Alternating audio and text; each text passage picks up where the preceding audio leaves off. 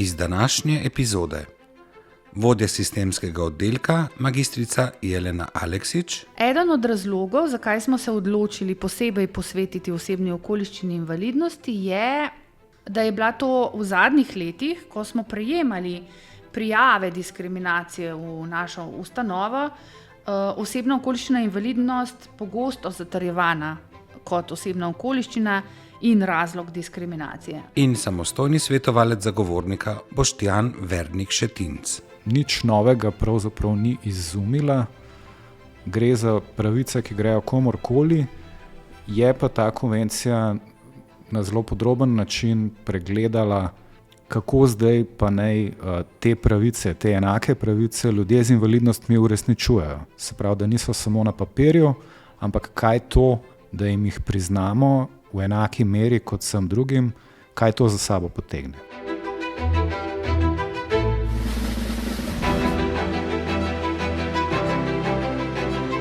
Podcast zagovornika načela enakosti.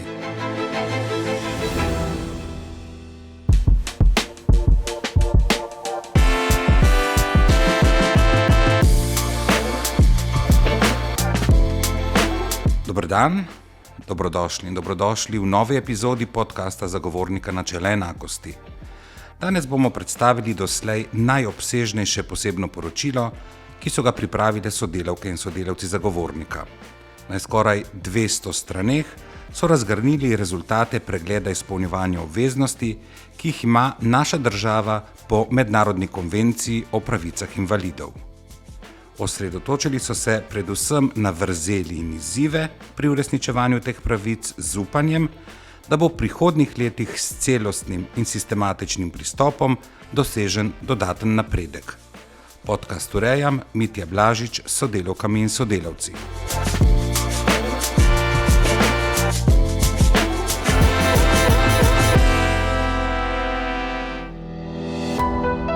Poglobljeno o diskriminaciji.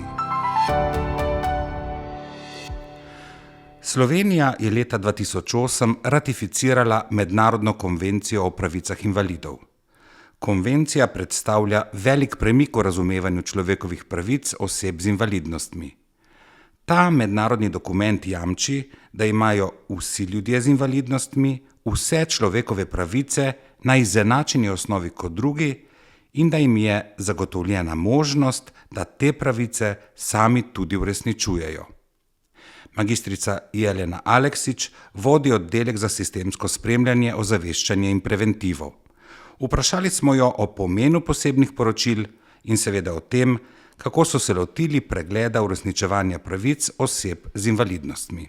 Posebna poročila so rezultat večjih zagovornikovih pristojnosti po zakonu o varstvu pred diskriminacijo in hkrati torej tudi večjih zagovornikovih aktivnosti.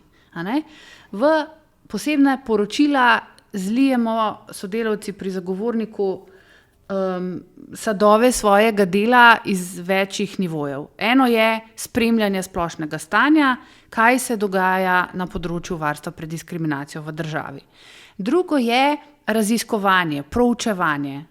Tudi to je zagovornikova pristojnost po zakonu, da opravlja neodvisne raziskave. Potem je hkrati to tudi instrument ali pa orodje za ozaveščanje javnosti. Kajti mi s temi posebnimi poročili potem v nadaljevanju, ko jih izdamo, opravimo še kar nekaj aktivnosti, o katerih bova verjetno še kaj govorila. Potem sodelujemo ob tem, ko že nastajajo posebna poročila, že v tej fazi ali pa že prej, z organizacijami civilne družbe. Torej, vodimo nek strukturiran dialog z civilno družbo, pa ne samo s civilno družbo, ampak tudi z nekimi drugimi akterji, največkrat seveda tistimi nosilci odgovornosti, ki bi morali recimo neke težave ali pa neke zadeve na enem področju urediti. Torej, v posebnih poročilih predstavimo svoje ugotovitve, svoja spoznanja, ob tem, ko smo pred tem opravili vrsto nekih raziskovalnih aktivnosti v bistvu in analitskih aktivnosti. Ponavadi opravimo v okviru priprav kakšno spletno anketo ali opravimo kakšne polstrukturirane ali pa strukturirane intervjuje. Torej, vprašamo, pozanimamo se, vključimo v ta proces kar nekaj različnih akterjev.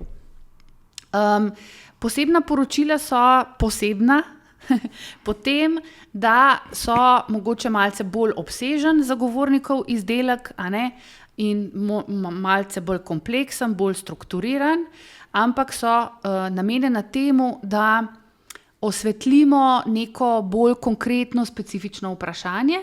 Običajno gre za vprašanje, kako se neka določena skupina ljudi z določeno osebno okoliščino, lahko bi rekli ranljiva skupina, znajde na nekem področju družbenega življenja. Naprimer, kako gluhi delujejo v izobraževalnem sistemu, kakšen je njihov položaj, ali so v slabšem ali boljšem položaju, kaj potrebujejo, s kakšnimi težavami se soočajo. Potem recimo posebna poročila imajo tudi svoj člen v Zakonu o varstvu pred diskriminacijo, kajti v 22. členu zakon pravi, da zagovornik z rednim letnim poročilom, pa tudi s posebnimi poročili, poroča Državnemu zboru, in sicer o svojem delu, kadar gre za redno letno poročilo, ali pa o svojih ugotovitvah, kadar gre za posebno poročilo. Torej, zagovornik ima pravzaprav v zakonu napisano to obvezo ali pristojnost ali možnost, da ugotovitve iz posebnih poročil sporoči tudi odločevalcem, kajti Državni zbor in Državni svet sta nacionalni parlament, torej sta zakonodajno telo, ključni odločevalec poleg vlade. Kaj je namen? Namen je izboljšati položaj določene skupine ljudi na nekem področju družbenega življenja, spodbuditi tiste, ki so dolžni izvajati določene ukrepe, da te ukrepe zasnujejo, jih oblikujejo in da jih tudi izvajajo. Največkrat je to na tej ravni. Občasno spodbujamo tudi k spremembi predpisov ali pa k sprejetju nekih novih predpisov oziroma zakonov. Torej, posebna poročila zagovornika vedno vključujejo tudi nabor priporočil, torej tisto, kar mi skozi ta celoten kompleksen proces proučevanja, ugotavljanja, spremljanja, komuniciranja, vodenja dialoga, potem na koncu sintetiziramo, povzamemo in prelijemo v priporočila, ki so namenjena, se pravi, izboljšanju položaja oziroma k spodbujanju enake obravnave, enakih možnosti ali pa celo k odpravi neenakega položaja. Posebna poročila so tudi en izdelek zagovornika, ki nam služi za nadaljne aktivnosti, kot sem rekla. To pomeni, da pripravljamo običajno o tem tudi še okrogle mize ali pa neke druge ozaveščevalne aktivnosti, kajti tudi ozaveščanje je ena od zagovornikovih zakonskih nalog in pristojnosti. Ponavadi naredimo okrogle mize, na katerih potem posebna poročila predstavimo in spet opravimo ponavadi kar zanimive pogovore z zanimivimi sogovorci in sogovorkami o nekih zelo izbranih konkretnih vprašanjih, ki izhajajo iz teh posebnih poročil. Kot rečeno, zadnji 2 leti zelo intenzivno zagovorniki dela na zagotavljanju enakih možnosti oseb z invalidnostmi. Pripravijo vrsto teh posebnih poročil. Kolikšna je moč teh posebnih poročil in kako jih zagovornik uporablja za zmanjševanje sistemske in strukturne diskriminacije oseb z invalidnostmi? Ja, lahko bi rekli, da so posebna poročila nekakšen paradni konj zagovornikovega dela na področju varstva pred diskriminacijo na sistemski ali družbeni ravni. V posebnih poročilih se ne ukvarjamo s posameznikom, ampak običajno z neko celotno ranljivo družbeno skupino. Zato rečemo, da gre za sistemsko varstvo pred diskriminacijo. Z njimi poskušamo odpirati pomembne teme, voditi razpravo o tem, javno, odprto družbeno razpravo. Kot rečeno, v ta dialog vključujemo tako civilno družbo, kot, bom rekla, odločevalce, in to pred izdajo, se pravi ob nastajanju posebnih poročil, ampak tudi po izdaji posebnih poročil, ko v bistvu zagovarjamo predvsem svoja priporočila, ki smo jih zapisali v ta posebna poročila, ne? In jih predstavljamo in poskušamo razlagati. Imamo torej tudi to priložnost, da ta posebna poročila predstavimo v Državnem svetu in Državnem zboru. Tam običajno naletimo na dobre odzive, namreč odpiramo neke specifične teme, o katerih morda v nekem splošnem javnem medijskem prostoru niti ni nujno vedno veliko govora. Tako smo na primer odprli problem nedostopnosti javnih prostorov za ljudi z invalidnostmi. Tako smo odprli, kot že omenjeno, položaj gluhih v izobraževalnem sistemu, ker smo ugotovili, da statistični podatki kažejo, da je to skupina, ki je v primerjavi s celotno populacijo bistveno slabše izobražena, ne? Kar pomeni, da jim nima enakih možnosti, kar pomeni, da potrebuje neko dodatno pozornost in tudi neke dodatne ukrepe za izenačitev teh možnosti. Na ta posebna poročila opozarjamo na vseh različnih možnih sestankih, ki jih vodimo z ministri ali pa drugimi predstavniki ministrstev, kajti vlada je kot izvršna veja oblasti tista ključna, kadar gre za ne samo za pripravo zakonov ali pa predpisov, predlogov, ampak tudi za izvajanje politik, se pravi pripravo in izvajanje politik oziroma ukrepov. In opazili smo, da so ta posebna poročila lahko, če to znajo izkoristiti, tudi zelo dobro priročno orodje ali orožje, kakor vzamemo, organizacijam civilne družbe, da sami vzamejo zagovornikova posebna poročila in jih nadalje zagovarjajo, uporabljajo pri svojem aktivizmu, če lahko tako rečemo. Skratka, vemo, da v Sloveniji je civilna družba oziroma je ta nevladni sektor še zmeraj relativno kadrovsko, finančno podhranjen in da torej nevladne organizacije same običajno nimajo dovolj zmogljivosti človeških in drugih, da bi same raziskovale neke kompleksne teme in tukaj lahko tudi naše delo s pridom uporabijo.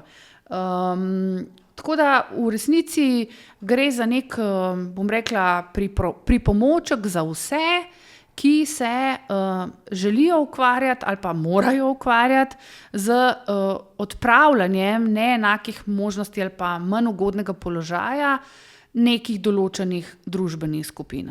Torej in odločevalci in civilna družba, pa ne nazadnje tudi mediji. Sej tudi mediji, če preberejo posebno poročilo zagovornika, imajo lahko takoj nekaj prispevkov pripravljenih za svoje objave, na primer. In kaj je zagovornika, ta neodvisen državni organ za varstvo pred diskriminacijo, vodilo, da se je v zadnjih letih tako intenzivno posvečal osebam z invalidnostmi? Eden od razlogov, zakaj smo se odločili posebej posvetiti osebni okoliščini invalidnosti, je, da je bila to v zadnjih letih, ko smo prejemali prijave diskriminacije v našo ustanovo, osebna okoliščina invalidnost pogosto zatrjevana kot osebna okoliščina in razlog diskriminacije.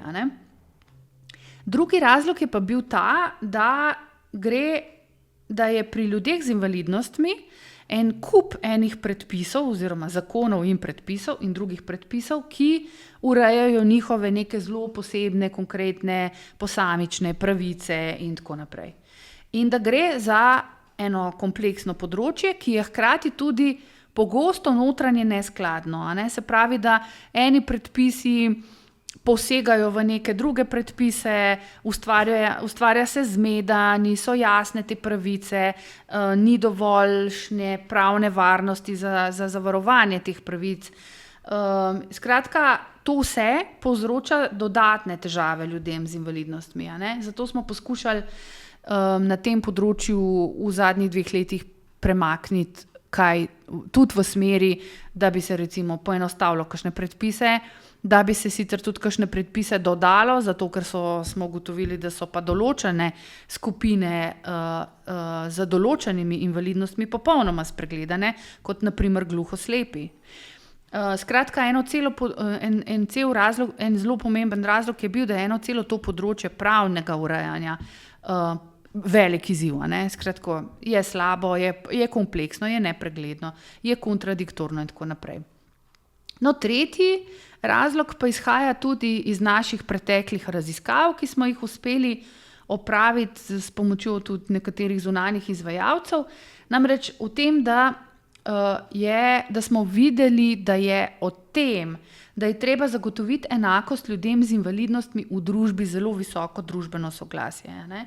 Torej, rekli smo si precej racionalno, precej pragmatično, poskušajmo spremeniti stvari na bolje tam, kjer je večja verjetnost, da nam bo uspelo. Kajti brez družbenega soglasja običajno ni sprememb. Zakaj?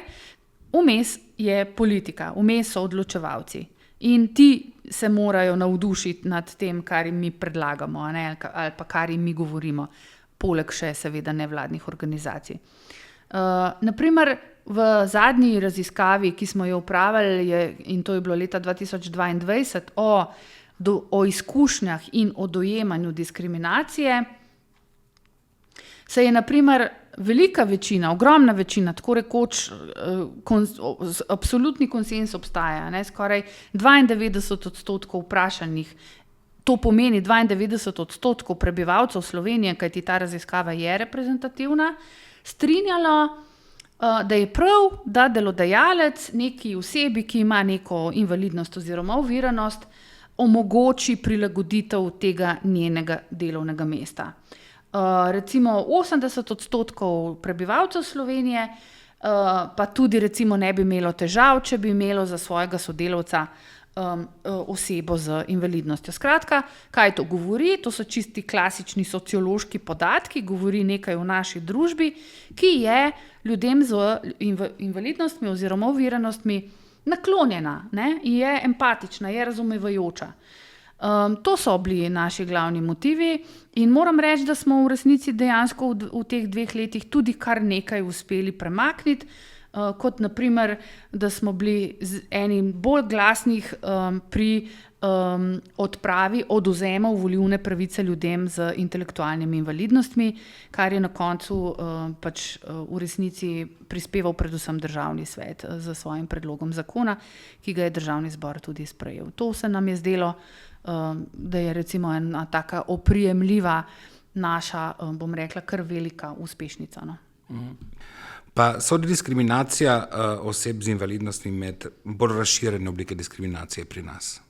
Ja, to je pa malce bolj zapleteno sociološko vprašanje, v bistvu zelo dobro vprašanje, zelo na mestu vprašanje. Večkrat ga dobimo, upam, da ga tudi uspemo dosti jasno pojasniti. Ne, ni nujno tako. Torej, to, da smo v prejšnjih letih prejeli največ prijav diskriminacije od ljudi, ki so menili, da so diskriminirani zaradi svoje osebne okoliščine invalidnosti, še ne pomeni, da so ti ljudje v družbi najbolj diskriminirani. Namreč tukaj obstaja en koncept, ki ga je razvil naš sociolog Zdravko Mlinar, profesor Zdravko Mlinar, akademik, ki ga je poimenoval paradoks nemočnih. Ni nujno, da so tisti, ki so najbolj ranljivi in najbolj diskriminirani, tisti, ki so slišani v družbi in videni v družbi. Ne, ravno obratno je. Tako da bi o invalidnosti lahko rekli, ja, gre za zelo... V resnici to lahko govori tudi o tem, da je to eno polje, ki je dobro organizirano, ki je kompetentno, da so invalidske organizacije morda zelo dobro opremljene z znanjem, z možnostmi, z veščinami, da zmorejo dobro zagovarjati svoje pravice. Recimo, ali pa da se dobro zavedajo, da imajo tudi pravico do nediskriminacije in do varstva pred diskriminacijo. Bi si želeli, da bi seveda tudi kakšne druge ranljive skupine se pogosteje obrnile na zagovornika, ampak zato so pa potrebni dodatni napori, dodatni posebni pristopi, posebni načini tudi komuniciranja in sodelovanja recimo z nekimi drugimi mogoče nevladnimi organizacijami. A ne? Recimo tudi ta zadnja že prej omenjena javnomnenjska raziskava, reprezentativna iz leta 2022, tudi ne potrjuje, da bi ljudje mislili, da je invalidnost med tistimi najbolj, bom rekla, osebnimi okoliščinami, ki so najbolj prizadete. Se pravi, naprimer, ko smo vprašali ljudi, kaj menijo, kaj je najpogostejši razlog za diskriminacijo, v smislu osebne značilnosti ali okoliščine, ne, so najprej navedli narodnost, raso in etnično poreklo, 39%, potem spolno usmerjenost in vero.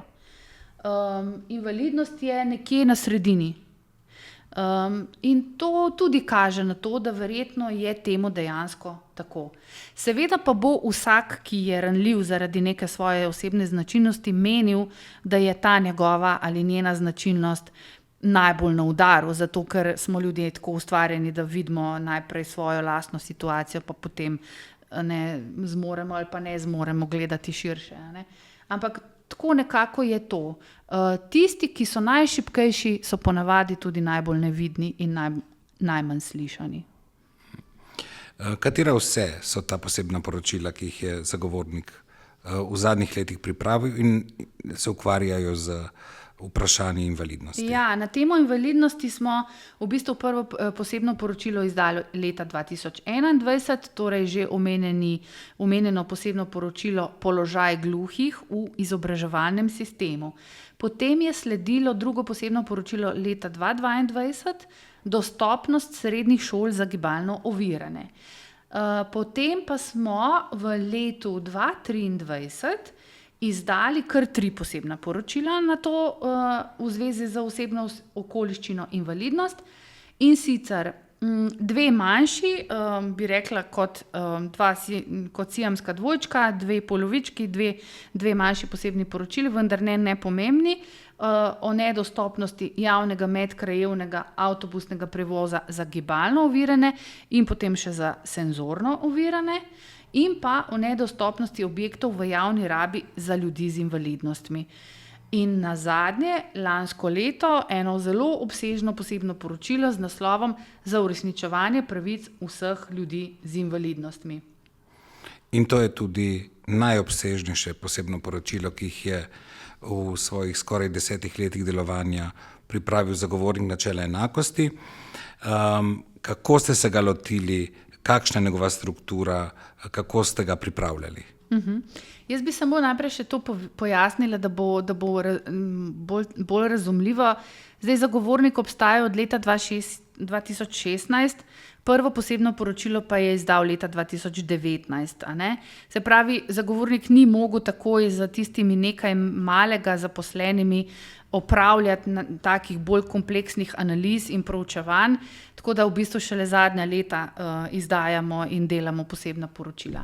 In če se vrnemo nazaj, to posebno poročilo za uresničevanje pravic vseh ljudi z invalidnostmi ima 135 vsebinskih strani, je kar obsežno branje, je kar kompleksno branje. Mi smo se zelo potrudili, da bi bila struktura posebnega poročila čim bolj prijazna bralcu, čim lažje uporabljiva. Napisano je tudi tako, da pravzaprav ne rabiš prebrati celotnega posebnega poročila, lahko izbereš samo določena poglavja, določene teme, ki bralca zanimajo. Izhajali smo pa iz Konvencije o pravicah invalidov, ki jo je Slovenija leta 2008 že ratificirala, kasneje jo je ratificirala tudi Evropska unija kot celota. Mi temu ljubkovalno ali pa tudi strokovno rečemo MKPI, a ne? Konvencija o pravicah ljudi z invalidnostmi bi bilo pravilno, ampak uraden naslov je Konvencija o pravicah ljudi, o pravicah invalidov. Kaj smo hoteli s tem posebnim poročilom? Predvsem smo želeli na enem mestu popisati, kaj so dolžnosti države, ki se je zavezala, da bo konvencijo spoštovala, kje najbolj zaostaja država in kaj bi bila recimo prava smer ali pa saj kako bi se lahko nekih izzivov, problemov, ki so ostali nerazrešeni, približno lotila. Se pravi, mi smo najprej zaznali, če lahko še malo o vsebini govorim, ampak res tako o osnovnih izhodiščih. Mi smo najprej zaznali, da imamo težave s prevodom konvencije v slovenski jezik, ker menimo, da ta prevod ni ustrezen. Kot rečeno, jaz, kot je verjetno opaženo, striktno uporabljam izraz ljudje z invalidnostmi, ne invalidi. In tudi zagovornik meni, da je to ustreznejši termin. Ali ljudje z invalidnostmi ali ljudje z oviranostmi.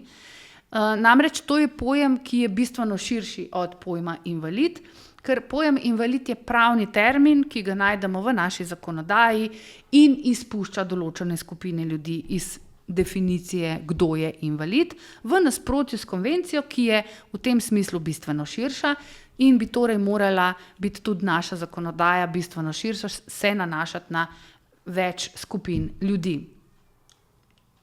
Naprimer, osebe s psihosocialnimi invalidnostmi, osebe s slabšim duševnim zdravjem, demenco, disleksijo, torej z nekimi dolgotrajnejšimi zdravstvenimi stanji, po naši trenutnem prevodu ne sodijo v pojem invalid in tudi torej ne sodijo v, bom rekla, pravno zaščito po posameznih zakonih, ki jih je kar nekaj na to temo. Torej, osnova je bila konvencija, ampak potem smo šli pogledati, kaj je odbor, ki spremlja izvajanje konvencije pri Združenih narodih, ker to konvencijo so sprejeli Združeni narodi, rekel o Sloveniji. Mi smo kot država leta 2014 poročali o tem, kako izvajamo konvencijo kot država. Odbor nam pa je leta 2018 izdal nekakšne ugotovitve oziroma priporočila, kako naj z določenimi ukrepi izboljša položaj ljudi z invalidnostmi. Od otrok z invalidnostmi, žensk z invalidnostmi, ljudje z invalidnostmi na splošno, na področju izobraževanja, da si bojo poslušalci predstavljali. Govorimo o zelo različnih, o eni zelo heterogeni skupini in o zelo različnih segmentih družbenega življenja, kje vse imajo ljudje pravice. Od izobraževanja do storitev, do stanovanj, do tržnih izdelkov, do digitalnih storitev, do medijev in tako naprej, da ne naštevam. Torej, mi smo vzeli ta priporočila odbora po konvenciji za izhodišče in smo pogledali, kaj je rekel odbor, in potem smo začeli analizirati, ali je država odbor in ta njegova priporočila leta 2018 kakorkoli začela upoštevati, realizirati in tako naprej. In smo pripravili oceno teh priporočil, kako se uresničujejo priporočila. Oprli smo se na podatke in informacije, ki smo jih pridobili na zelo različne načine, z namenom, da bi bila ta naša ocena na koncu pač čim bolj objektivna. Torej, zanimalo nas je, v kolikšni meri so priporočila odbora danes, po tolikih letih, mislim, da 6, uresničena. V proces smo vključili analizo javno dostopnih informacij, torej smo jih sami poiskali po spletu, smo jih prebrali, analizirali, proučili, povzeli in tako naprej, ampak hkrati smo pa v naše pisne poizvedbe vključili tudi vlado in tudi se posvetovali, to je zelo pomemben poudarek, z organizacijami civilne družbe. Mi smo že izoblikovali neko oceno, kakšno je uresničevanje nekega priporočila odbora konvencije, potem pa smo tudi nevladne organizacije vprašali, kaj menijo o tej oceni, ali se strinjajo ali se ne strinjajo in kaj menijo na splošno o nekem problemu. Tako da smo dobili neko relativno, bom rekla, celovito sliko o stanju na tem področju. Torej, zagovornikova ocena uresničevanja 33 ključnih priporočil odbora konvencije se pa nanaša na obdobje od 1. januarja 2019 do 30. aprila 2024. Ne? Na to obdobje se nanaša. Naj povem še to, da preden smo nadaljevali s pripravo posebnega poročila in tudi z izvajanjem določenih drugih raziskovalnih aktivnosti ali pa analitskih, da smo vladi najprej izdali priporočilo, naj upošteva priporočila, ki jih je dobila od odbora konvencije. In tudi odgovor vlade smo uporabili potem pri nadaljnjem delu in pri pripravi posebnega poročila. Tako da ja, to je kar kompleksna zadeva, je pa tudi neko tako branje, h kateremu se lahko vračamo. To je dokument, ki kaže ogledalo tej družbi, ne samo državi, ampak tudi družbi. In se k temu dokumentu mislim, da se bomo v naslednjih letih večletno vračali v smislu, da seveda se ne da vse čez noč ali pa v enem mandatu, ampak dejstvo pa je tudi, da konvencija ni od včeraj, torej bi nekatere domače naloge bi že morale biti končane. In ena izmed njih je zagotavljanje dostopnosti vseh prostorov v javni rabi do decembra 2025, ko se izteče 15-letno prehodno obdobje za zagotovitev te pravice. To vas je tudi nekako spodbujalo, da ste nekako pritisnili na plin, recimo temu tako, pri zagotavljanju varstva pravic oseb z invalidnostmi. Ja, seveda. Hvala za to dopolnitev, ker je zelo pomembno povedati tudi to, da je konvencija o pravicah invalidov se pravzaprav prelije potem v zakon o izenačevanju možnosti invalidov.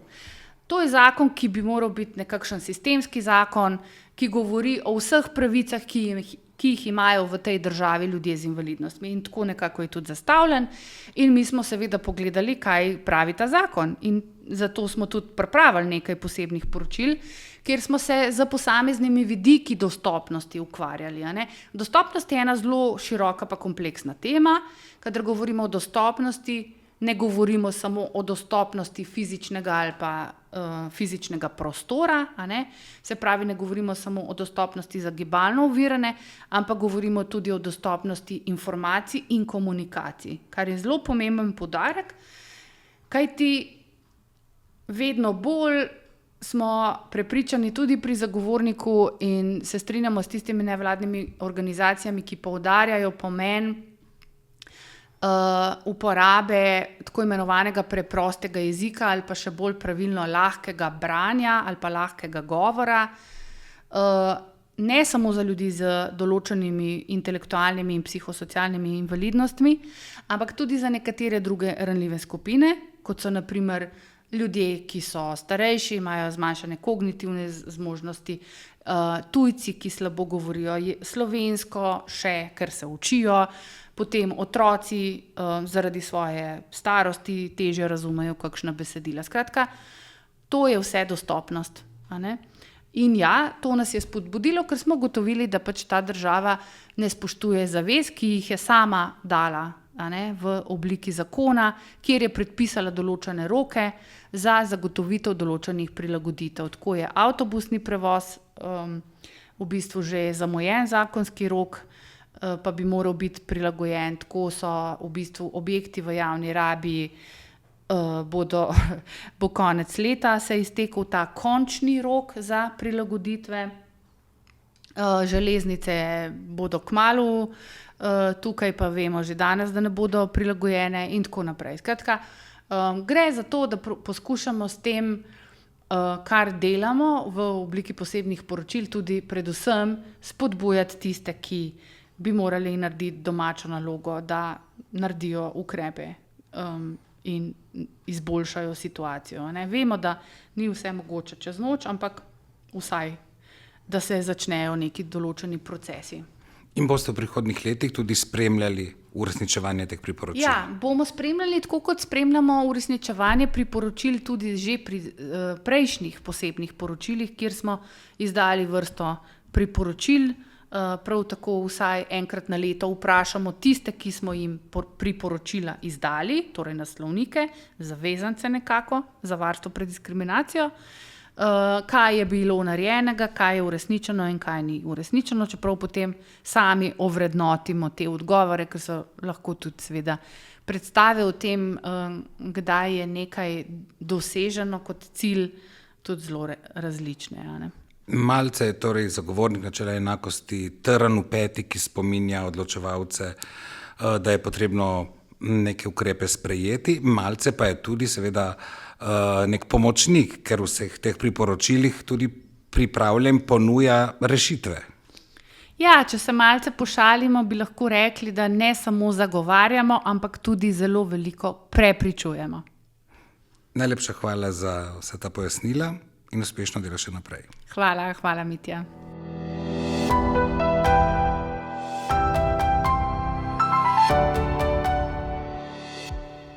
Zdaj pa k vsebini posebnega poročila. O uresničevanju pravic vseh ljudi z invalidnostmi v Sloveniji smo se pogovarjali s samostojnim svetovalcem Boštjanom Vernikom Šetincem. Za začetek smo ga vprašali, zakaj se je zagovornik pri pregledu uresničevanja pravic oseb z invalidnostmi naslonil prav na mednarodno konvencijo. Ja, razlog je precej enostaven. Gre za v bistvu kodificiran oziroma vseobsežen celosten pregled vseh pravic, ki gredo načeloma vsem ljudem. Bil je pa narejen posebej za to skupino ljudi, se pravi za vse ljudi z invalidnostmi. In izhodišče je, da je to najbolj celovit in napreden zbir pravic, ki grejo ljudem z invalidnostmi. Vsi ostali pravni sistemi, ali kaj bi rekel, pravo EU, konvencije Sveta Evrope, pravzaprav ščitijo samo posamezne pravice ali pa nekatere vidike in tudi niso tako celostno in sodobno razumevanje, kdo vse so te ljudje bili sposobni zajeti. Je pa zanimiva ena podrobnost, da pravzaprav je bila ta konvencija sprejeta leta 2006 pod pogojem pravzaprav držav, ki so jo podpisale, da ne prinaša nobene nove pravice. Nič novega pravzaprav ni izumila, gre za pravice, ki grejo komorkoli, je pa ta konvencija na zelo podroben način pregledala, kako zdaj pa naj te pravice, te enake pravice ljudje z invalidnostmi uresničujejo. Se pravi, da niso samo na papirju, ampak kaj to, da jim jih priznamo v enaki meri kot vsem drugim, kaj to za sabo potegne. Konvencija uvaja koncept tako imenovane vključujoče enakosti. To je neko novo razumevanje ljudi z invalidnostmi iz zastarelega medicinskega in socialnega modela, prehaja na model, ki je utemeljen na človekovih pravicah. Kaj to pomeni praktično? Konvencija je, tako kot sem rekel, zelo celostno pristopa k celemu polju človekovih pravic. Po eni strani so razumevanje posameznih človekovih pravic, po drugi strani je razumevanje, kaj je pravzaprav enakost, zelo napredovalo pri tej konvenciji. In tretje vprašanje je, kdo vse so ljudje z invalidnostmi. In to je pravzaprav vse med sabo povezano pri razumevanju teh dveh stvari, se pravi vključujoče enakosti. Kaj to je? To je v bistvu ideja o enakosti, ki zelo močno presega idejo o enakopravnosti, tudi enakem obravnavanju in enakih možnosti. Presega celo idejo o tej vsebinski enakosti, prizadevanj za to, da imamo enake rezultate, pravzaprav da imamo ne samo enake izhodiščne možnosti, ampak dejansko imamo čim bolj enako izobrazbo in podobno. Zakaj gre? Gre za to, da vse to nadgradi v tej smeri, da je cilj polno in enako sodelovanje vseh ljudi v družbi. Se pravi, ne samo vključevanje kot en proces, ampak prav vključenost kot rezultat, kot zmožnost, da smo ljudje drug z drugim bivamo in sodelujemo med sabo. In kaj zdaj to za sabo potegne? Ljudi je treba pravzaprav opolnomočiti zato, da niso zaradi teh svojih osebnih okoliščin recimo izpostavljeni nekim socialno-ekonomskim prikrajšanjem. Se pravi, treba izravnati ta prikrajšanja, ki so posledica nekih dolgotrajnih izključenosti iz družbe in podobno. Treba je preprečiti stigmatizacijo, stereotipiziranje, predsodke in nasilje. Treba je preprečiti izključenost teh ljudi iz družbe, predvsem pa tudi priznava to pravico biti sam, edinstven, samosvoj, da tako rečem, oziroma da ni te obveznosti, da se morajo ljudje asimilirati v družbo, skratka, da bi zanikali svojo različnost, priznava pravzaprav v tem primeru invalidnost kot enega od vidikov identitete, ki ga lahko obdržiš, če ga želiš. Ni treba, da te zdaj popravi nekdo, ki ve najbolje, kaj je zate. Ne? In tukaj smo zdaj blizu tem modelom obravnavanja ljudi z invalidnostmi, ki so zgodovinsko pogojeni, tudi zaradi načinov, kako smo se lotevali problema. Medicinski model razume ljudi z invalidnostmi skozi prizmo te njihove hibe, primanjkljaja, to skuša preučiti, izmeriti in po možnosti popraviti, ne, odpraviti ta primanjkljaj. Rehabilitacija, vse narediti, da boš čim bolj podoben enakim ostalim ljudem. Težava tega modela je, da spregleda, da pravzaprav invalidnost ni samo tisto, kar je na strani te osebe, ta njegova lastnost, meje njegovih zmožnosti, ampak da invalidnost nastaja tudi zaradi družbe, ki pač obravnava ljudi na način, ki povzroča izključevanje, invalidnost, diskriminacijo. To pa socialni model invalidnosti tudi razume, ne, se pravi, da tudi mi prispevamo k temu, v kakšnem položaju se ljudje znajdemo. Ma pa socialni model obravnavanja invalidnosti to pomanjkljivost, da je preveč pokroviteljski. Ljudi pravzaprav skuša jim pomagati, včasih celo pokroviteljsko ve, kaj je najboljše za njih in jih ne vpraša, kaj želijo. Z socialnim modelom invalidnosti so popolnoma združljivi te modeli odvzemanja pravic, ker nisi sposoben, nimaš te pravice. In zdaj ta novi model razumevanja invalidnosti pa oboje preseže, nadgradi in je zdaj v bistvu ni dovolj samo upoštevati teh ovir, ki so na strani osebe zaradi njegove hibe, ni dovolj upoštevati samo teh družbenih ovir, recimo tudi odnosov oziroma predsodkov oziroma teh pristranskosti do teh ljudi, to še vedno ni dovolj. Merilo je, da vse to skupaj pravzaprav povzroča neke neenakosti pri uživanju pravic. Se pravi, uvaja to merilo človekovih pravic kot tisto, ki pove, a obstaja invalidnost. Mi se lahko vseh predsodkov skušamo znebiti, pa so še vedno one ovire ali pa neke ovire obstajajo, ki ljudi prikrajšajo za te pravice. Ne? Prej sem omenil vključujočo enakost.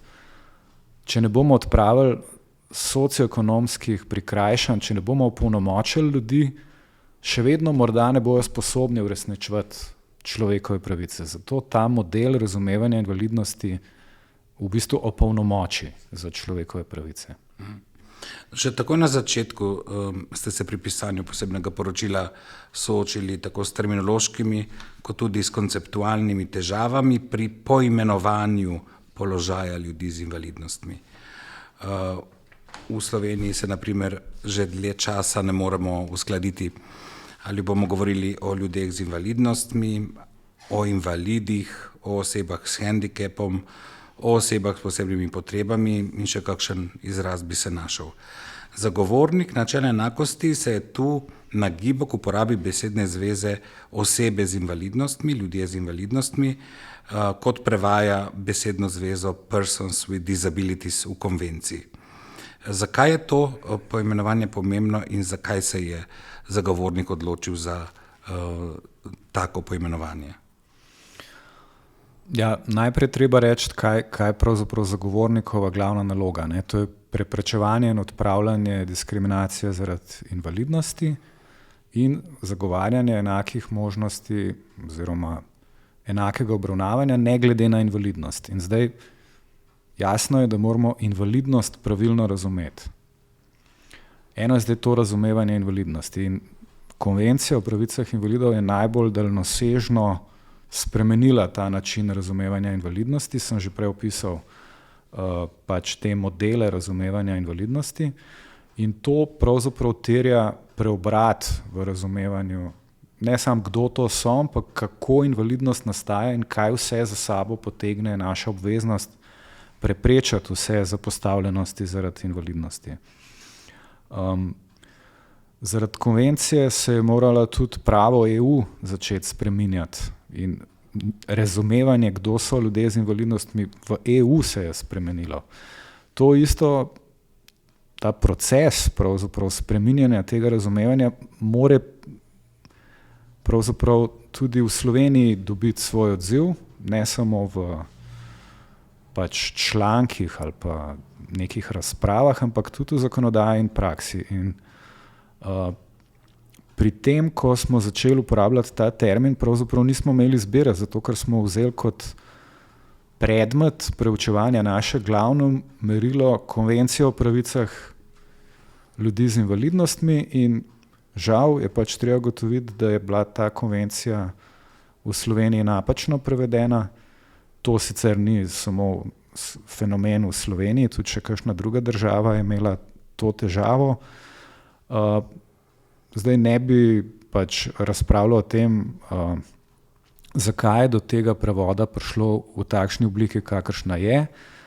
Je bila pa ta samoumevnost pravzaprav projiciranja našega dosedanjega razumevanja v to besedilo konvencije očitno prisotna in zato se je marsikaj izgubilo, no, ta pomen, da tako rečem, in tudi te ključne pojme se je pravzaprav v konvenciji neke besedne zveze in tako prevedlo na način, da pravzaprav slovenski prevod konvencije ne daje občutka, da je treba zelo veliko stvari spremeniti.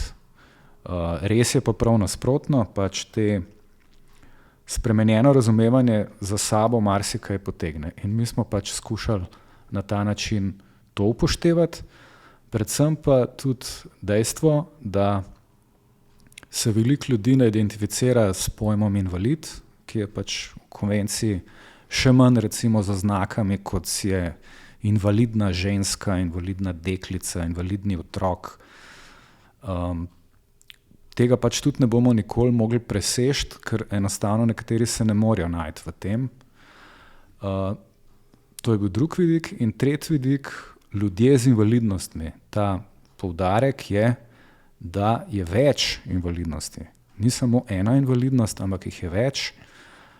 Ljudje jih imajo lahko hkrati več, predvsem pa invalidnosti niso nekaj, kar bi lahko našteli izčrpno.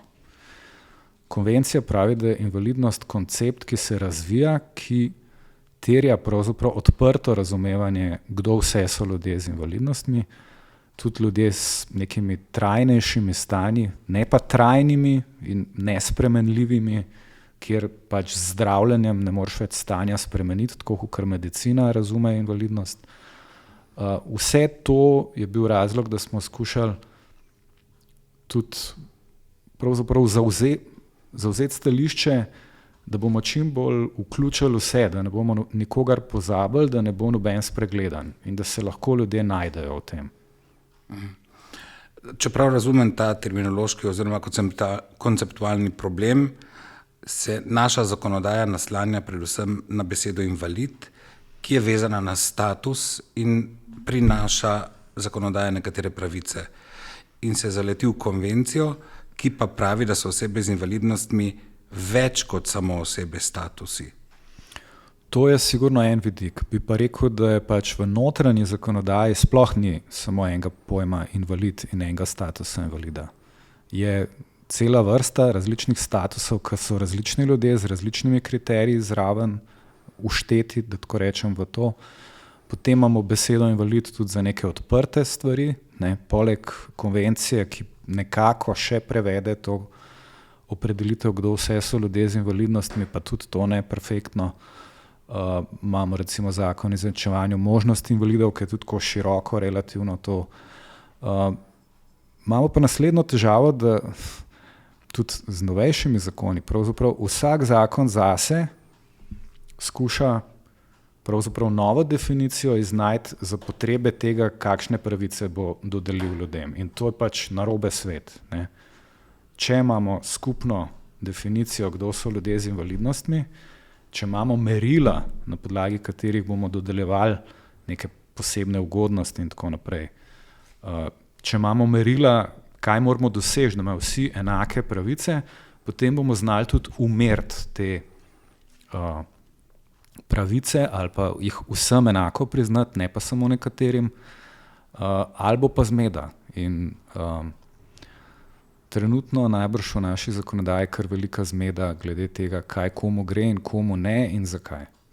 Konvencija pa na vse to gleda zelo celostno in je zato najpomembnejše merilo pri našem delu, no, da tako rečem, ali pa vodilo, bom rekel. Tako Odbor Združenih narodov, ki je leta 2018 obravnaval uvodno poročilo o izvajanju konvencije, kot tudi zagovornik sta torej nezadovoljne z trenutnim prevodom konvencije. Zagovornik je ponudil popravljeno različico prevoda, namreč tudi v okviru tega dela s posebnim poročilom. Ja, proces tega spoznavanja, da konvencija v slovenščino ni ustrezno prevedena, je že kar star, ne. V bistvu so že nevladne organizacije takrat ob obravnavi tega prvega poročila Slovenije o izvajanju konvencije na kar številne pomanjkljivosti opozorile. Varuh človekovih pravic je na to opozarjal, bivši zagovornik načela enakosti.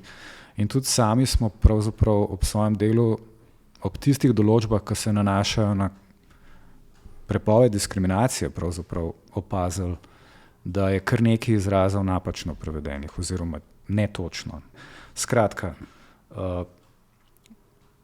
ocenili smo, da je ne samo posamezni primeri napak, ampak njihova celota in to povsod, čez celo konvencijo, vseh ključnih pravzaprav teh določbah, ki skušajo zamenjati paradigmo, da je to tak obseg pač težav, da se konvencija enostavno ne da prav razumeti. Po eni strani se ne da dovolj jasno videti, kaj vse so pravne obveznosti države, se pravi, kaj je država dolžna zagotoviti, po drugi strani se skrije, kaj pravzaprav so pravice, komu vse grejo, in to dvoje recimo je že kar precej huda pravzaprav posledica tega napačnega prevoda. Ne bo nekdo, ki pač upravičenec pravic šel brati izvirnik v angleščini, zato da bo vedel, pri čem je. Ne? Še ena stvar, ki smo jo opazili, recimo, konvencija o pravicah invalidov je pravzaprav povzela tudi nekatere bistvene določbe drugih konvencij. Ne more biti ta prevod konvencije tistih določb, ki so prevzete iz drugih konvencij, recimo konvencije o otrokovih pravicah ali pa Mednarodnega pakta o ekonomskih, socialnih in kulturnih pravicah, drugačni, kot so tam prevodi, najbrž, če imamo enotne pač vatle, da tako rečem. Mi smo pač pripravili en delovni predlog boljših rešitev in jih pravzaprav ponudili v razpravo. Od vlade smo tudi pač zaprosili za odziv, da se opredeli do tega, ker pravzaprav odbor je imel pred sabo samo primeroma nekaj naštetih težav in je rekel, preglejte še enkrat prevod, dajte zagotoviti, da bo kvaliteten prevod.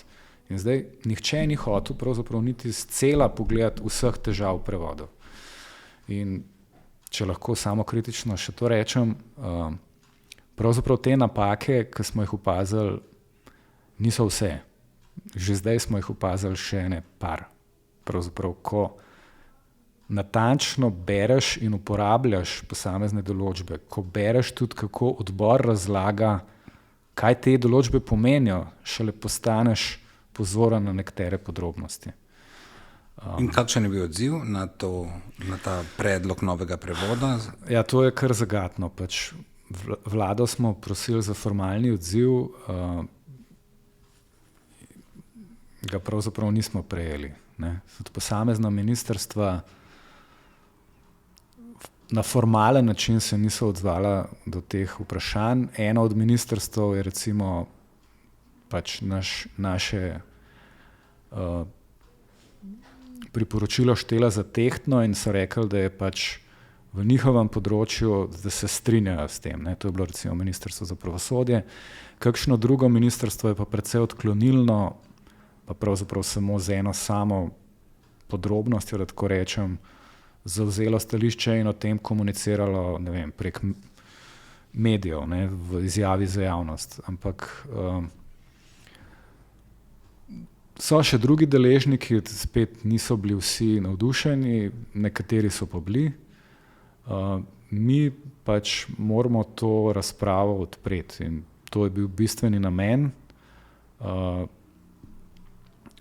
Predvsem tudi, kaj to vse za sabo potegne. In moramo pač vztrajati pri tem, da se konvencijo pravilno uporablja in napačen ali pa pomanjkljiv slovenski prevod ne sme biti izgovor za to.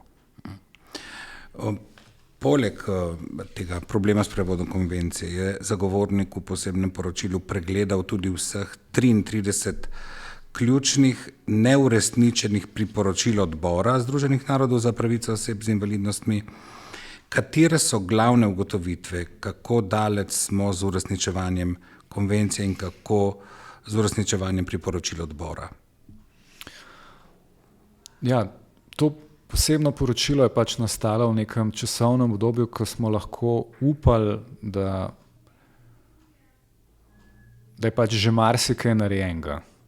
Hkrati smo pa v svoji praksi pri dajanju priporočil zagovornika pač ob zakonodaji in tako naprej opažali, da so velikokrat spregledani te standardi konvencije. Zato smo to si res k srcu vzeli, pač ta pravzaprav zelo iskren pregled pomanjkljivosti iz leta 2018 in to skušali na podlagi vseh dostopnih informacij najprej čist, da tako rečem, samostojno analizirati, kasneje smo pa tudi po izvedbe delali, tako pri vladi, posameznih ministrstvih, kot pri nevladnih organizacijah. Odbor je dal Sloveniji, mislim, da več kot 80 priporočil. Mi smo zdaj pravzaprav izluščili tistih 33, ki so pomembnejša oziroma delov priporočil, ki izpostavlja res pomembne probleme. Kar je najbolj zaskrbljujoče je, da smo pravzaprav opazili, da med temi najbolj pomembnimi problemi je bil pravzaprav samo eden zares rešen, vsi ostali pa ostajajo. Kjer je bil rešen je bil problem odzivanja države na krizne razmere, humanitarne in siceršnje katastrofe, vojne in podobno. Zakaj? Vmes se je zgodila korona in smo bili dejansko prisiljeni v mnogo čem izboljšati odziv države, da ne pozabi na ljudi z invalidnostmi ob takih krizah. Zelo se je izboljšala dostopnost komunikacije, obveščenost ljudi, od gasilcev do širjenja nalezljivih bolezni. Tako da tukaj smo ocenili, da je država naredila svojo nalogo, v celoti. Tudi ne moramo spregledati, da pač je bil marsikje narejen napredek, ampak teh 33 točk pa res pravzaprav lahko rečemo, globlji, ko je problem, bolje ostal nedotaknen. In zdaj, če nekaj od teh problemov predstavim, najsplošnejši je, da država pravzaprav potem, ko ratificira konvencijo, ni naredila pregleda in ocene stanja, koliko njene zakonodaje, koliko njenih praks in podobnega bo treba uskladiti s konvencijo. Se pravi, kaj je vse narobe, kaj moramo mi popraviti v našem obravnavanju ljudi z invalidnostmi, da bo prav. Inventure ni naredila. Tako, inventuro bi mogla sistematično narediti. To je eno od glavnih priporočil odbora in mi ne moramo narediti namesto države te inventure. Mi sproti smo v naših priporočilih k posameznim zakonom vedno znova opozarjali, poglejte, ta težava ni naslovljena v teh rešitvah, v tem predlogu zakona. Kako da se ne lotite usklajevanja s konvencijo? Ne morete reproducirati napak, ki so bile v preteklosti ali pa kar jih vleči v nedogled. Tako da to je sigurno kaže na to, da ni neke politike za res uresničevanja konvencije o pravicah invalidov in tudi, če gremo pogledat, ne vem, akcijski program za invalide, tam je konvencija parkrat omenjena kot cilj, kot da se bo v njenem duhu prizadevalo za izboljšanje položaja invalidov, ampak to niso cilji, ki so merljivi. Ne? Merljivi cilji bi bili, v čem bomo izboljšali uresničevanje pravic te in te, kakšen cilj je, do katere ravni, do katere mere. Težava ni samo ta, da pravzaprav ni prišlo do tega usklajevanja, ampak da smo opazili v kar nekaj primerih tudi primere poskusov pravzaprav zakonskih rešitev, ki bi šle celo nazaj, da tako rečem, ki so regresivne. Kar pomeni, da se pač v takih primerih konvencija sploh ne upošteva očitno. Ne? Če je že bila zakonodaja usklajena s konvencijo, ne moramo iti nazaj, ne? Zato ker to preveč stane ali pa ker je to bolj prikladno, ne vem, administrativno, naprimer. Zdaj, če omenim pač drugo stvar, ki je zelo pomembna, problemi nepriznavanja pravic ali pa odvzema pravic, ampak so še drugi primeri, ne? Recimo volilna zakonodaja je do nedavno pravzaprav omogočala odvzeme volilne pravice ljudem z intelektualnimi pa psihosocialnimi invalidnostmi, sicer sodno, ampak to je pač neskladno s konvencijo. Smo odtekli, da tako rečem, v zadnjih letih kar precej hud krog na to temo, ker so bili odvzemi najprej, saj novih ni bilo možno uvajati, potem so jih na novo uvedli, potem so jih uvedli še za volitve v državni svet, da smo pol čisto na koncu, da tako rečem, zdajle pred evropskimi volitvami v lanskem letu, uspeli te odvzeme odpraviti. In ta zgodba pravzaprav je samo glede te pravice, ne? Kako je s pravico skleniti zakonsko zvezo, kako je s pravico biti skrbnik ali pa imeti v skrbi svoje otroke, kaj je s neprostovoljnimi zdravljenji ali pa namestitvami v zavode in podobno. Vse to so rešitve, ki so sistemske, mogoče o njih odločajo sodišča tudi večinoma, ampak so z vidika konvencije pač primer odvzemanja pravic, nepriznavanja pravic ljudem, ki temelji na neki ugotovljeni invalidnosti. Izpostavil bi še vprašanje nedostopnosti in to tako, da moramo reči, grajenega okolja, kot tudi komunikacije. Pravica do komunikacije, ki ne pomeni samo uporabe slovenskega jezika ali pa ne vem, znakovnega jezika ali pa ne vem, v slovenščini brajice. To je zelo široko vprašanje pri ljudeh z invalidnostmi, je zelo veliko načinov komunikacije, tudi alternativne komunikacije ali pa te ojačevalne oziroma dopolnilne komunikacije, ki preprosto ni urejena. Kako boš polno in enako sodeloval v današnji družbi sodobni, če nimaš niti možnosti komunikacije.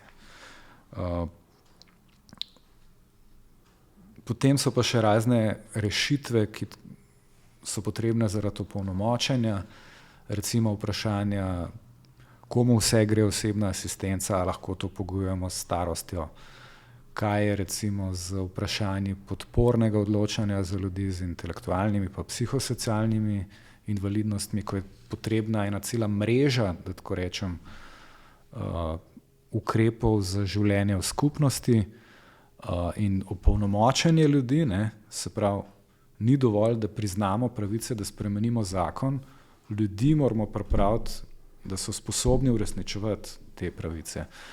Vse te procese, tudi deinstitucionalizacija, to je pravzaprav v povojih in ne moramo reči, da so uresničena priporočila odbora, če pa so tako velike, da tako rečem, na terenu in v zakonodaji še vedno vrzeli, velikokrat samo vrzeli, včasih pa tudi očitno napačne rešitve.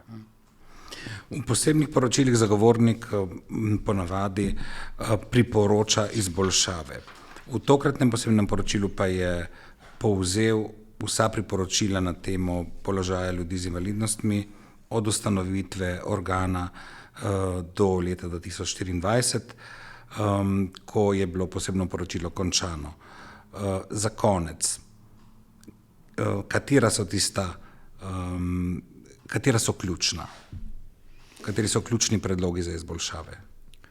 No, vladi smo dali in državnemu zboru v bistvu ob tem posebnem poročilu priporočilo, naj vsa priporočila odbora upošteva.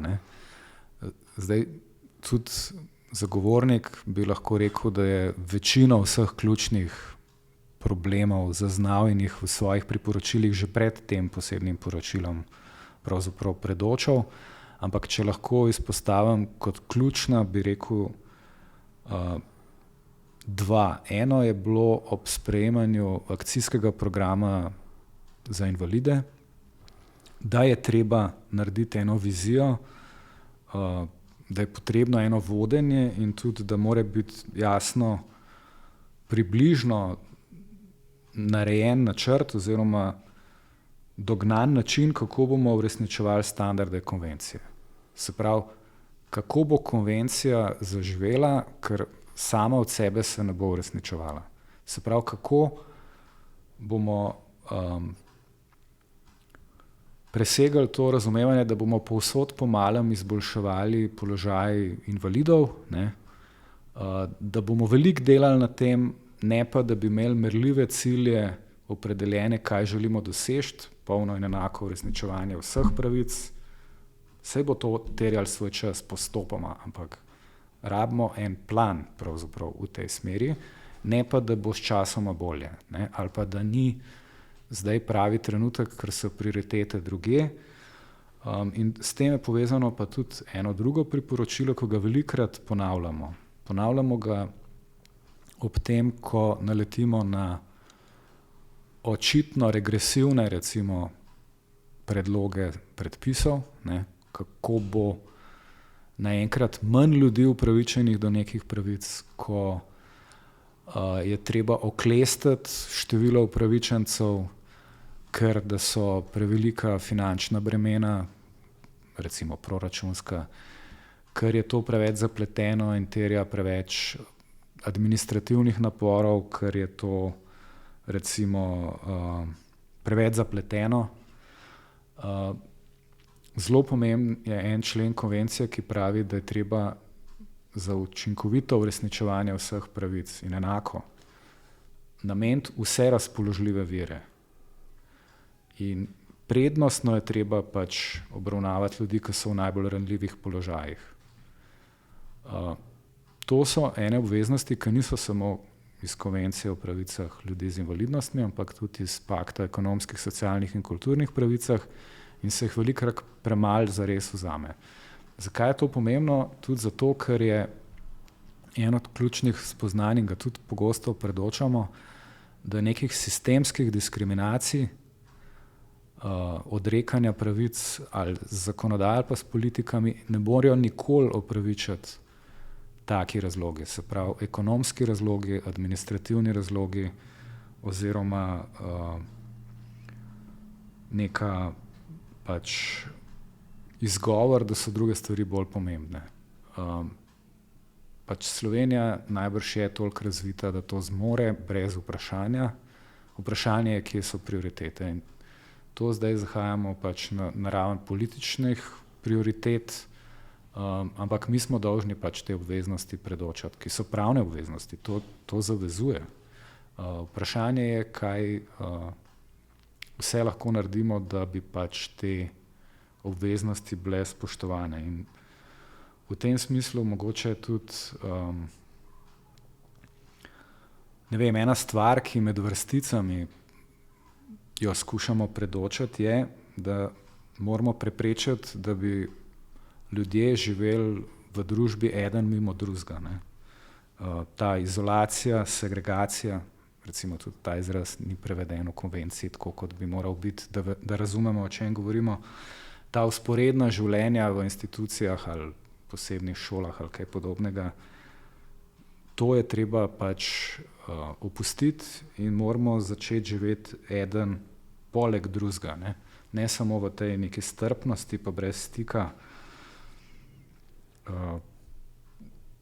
Ne smemo v bistvu te pokroviteljske pomoči izkazovati, naučiti se moramo živeti skupaj, in si pač prizadevati za neko družbeno sodelovanje, ki bo smiselno in v katerem bo vsak sprejet kot nek enakovreden član družbe.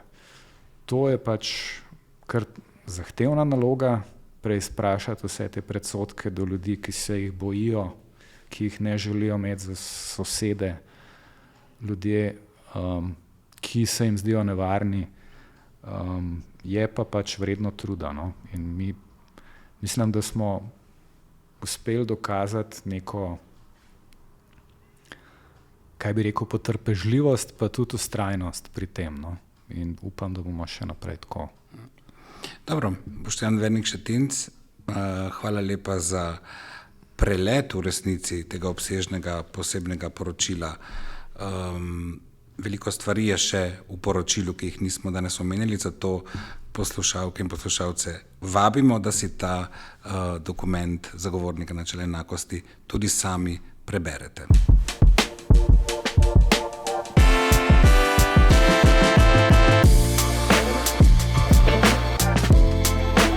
To je bila 4. epizoda podcasta Zagovornika načela enakosti. Z vami smo bili vodja sistemskega oddelka magistrica Jelena Aleksič in samostojni svetovalec Boštjan Vernik Šetinc. Podcast sem povezoval Mitja Blažič. Vabljeni, da nas spremljate tudi v prihodnje, najdete nas na vseh platformah za pretočne vsebine, ne pozabite nam slediti tudi na družbenih omrežjih Facebook, Instagram, X, LinkedIn. Lahko nam tudi pišete na podcast@zagovornik-rs.si. podcast@zagovornik-rs.si. Kmalu se spet slišimo.